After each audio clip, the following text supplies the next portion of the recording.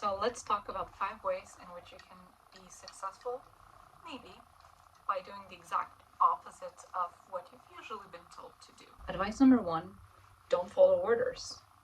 Let's say you're given a task to do. Usually, a task aims to fulfill a certain objective, and the task that you have been told to do is somebody's best guess at how to best fulfill this objective. The thing is, this might be a really good guess, but this might also not be such a good guess, or you might come up with a better one. It is possible that one of the other tasks you came up with is simply more efficient than the one you were asked to do. So whenever you're given a task to do, it's really worth asking yourself, 1, is this a long task? So is this a task that's going to require a lot of time or a lot of resources? This might be a task that needs to be repeated many times. If this is not a long task, just go ahead and do it without thinking too much. How? Because you're not going to save so much time or resources.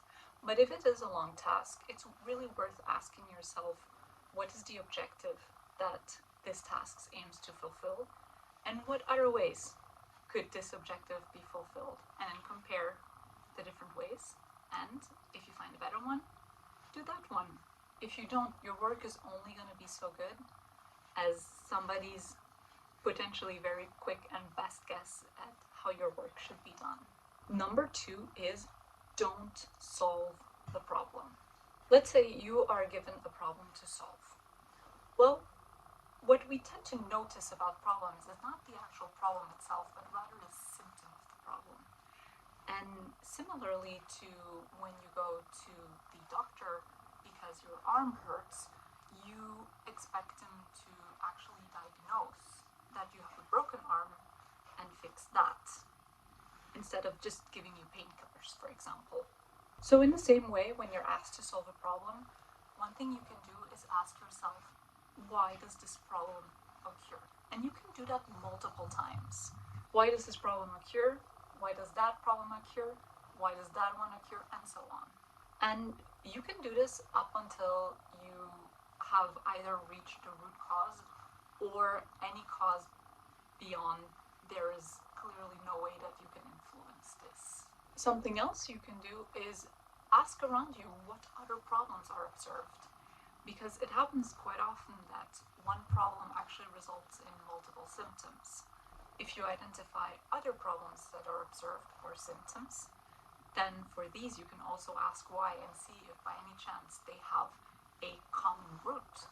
Once you've done that and kind of mapped out your symptoms and the root causes of your symptoms, try and find what level is good enough to solve and how many symptoms you can actually address by solving the problem at that level. In the end, you still end up solving essentially one problem, but you make disappear many symptoms. So overall, when you're asked to solve a problem, ask yourself why this problem occurs multiple times. Ask yourself also what other problems are occurring or may occur.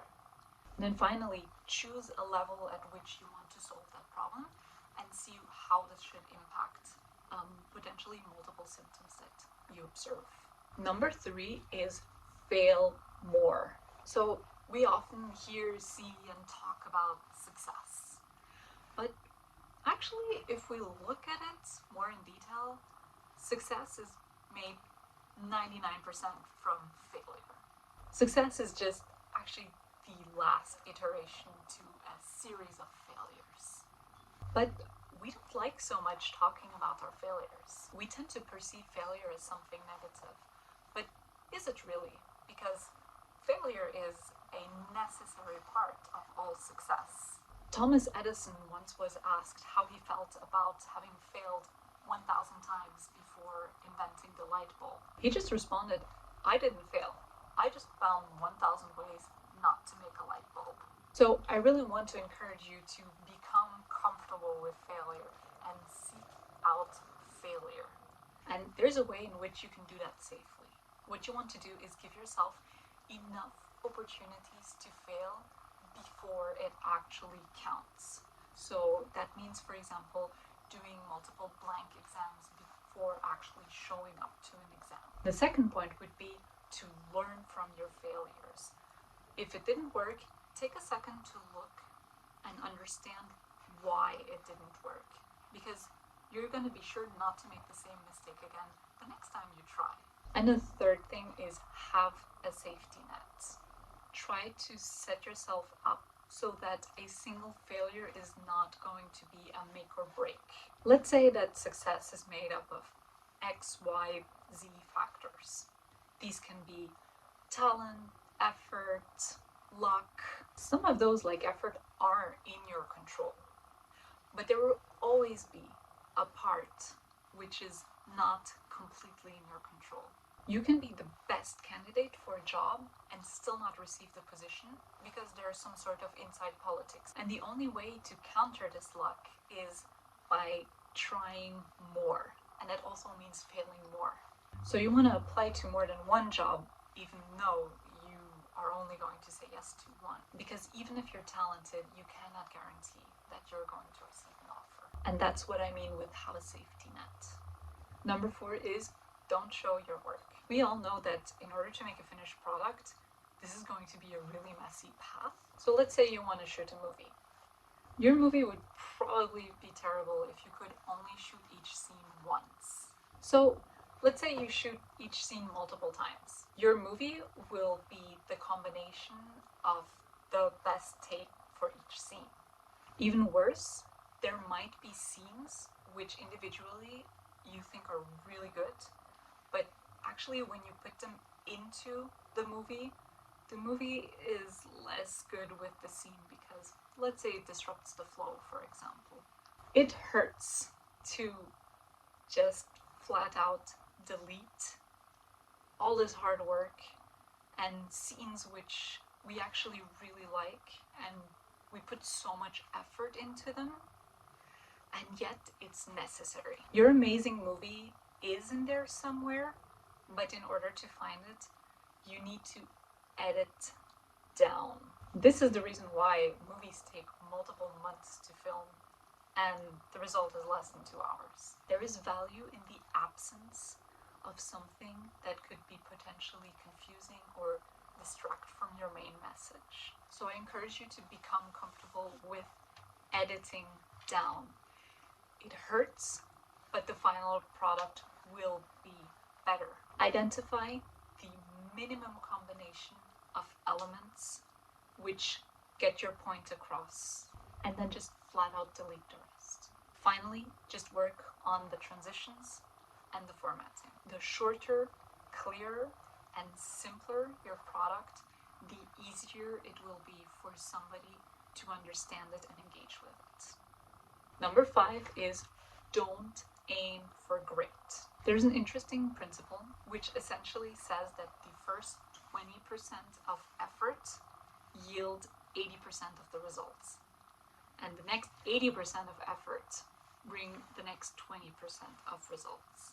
So whenever you need to do a task or a project, try to figure out how much you need to do for this to be good enough. Many projects actually do not require to be done to absolute perfection. George Patton said that a good plan today is better than a perfect plan tomorrow. So you will see that there are mainly 2 types of projects. Competition projects are typically a winner takes it all, where you have to give it as close as possible to 100%. This is typically in a competition or for an interview or a casting, for example, where only the best will be rewarded. But most projects are actually not competition type projects, but we tend to treat them as if they were. Good enough type of projects can be considered done and successful, having done, let's say, 80% of the work, which is interesting because that means you can theoretically only put 20% of the effort in it, given that you choose appropriately which parts to do. Let's say you have a budget of 100% of effort. You can either spend that on one competition type project or on 5 good enough types of projects. And if it only matters how many projects you got done, then you're clearly better off doing 5 good projects instead of 1 perfect project. So I really encourage you to understand what type of project you're dealing with. Is it a competition or a good enough type of project? If it is a good enough type of project, how good is good enough exactly?